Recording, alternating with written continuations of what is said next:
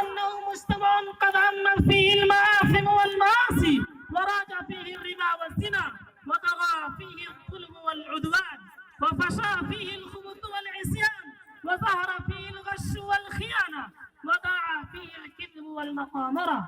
وقد فقد الناس الثقل بالإسلام والإيمان، فعولعوا بالسفور والخدع، وأغرموا بالخمر والميسر، وبلغ السيل أبي الزبا، وطم المال.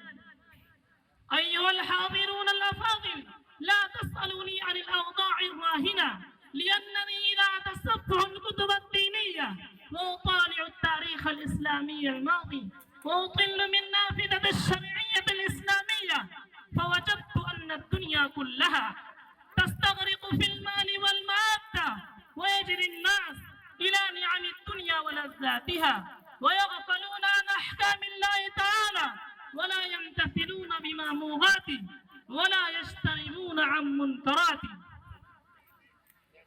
فيا ورثة الأنبياء والأمة المحمدية، أليست المسؤولية تعور علينا في هذا الوضع أن نلعب بدور عظيم في إنقاذ الإنسانية من الضلالة والغوايا؟ وأليست الفريضة ترجع إلينا أن نمثل دورا كبير في تكوين المجتمع الإسلامي وإخراج العباد من عبادة العباد إلى عبادة رب العباد؟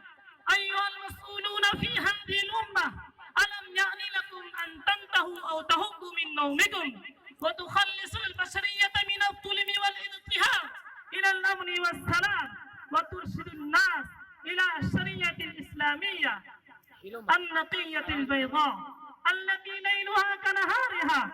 فعلينا ألا نقصر في أداء مسؤولياتنا ونقوم بواجباتنا ونبلغ رسالات الله الخالدة ونرفع راية الإسلام في أنحاء العالم كله.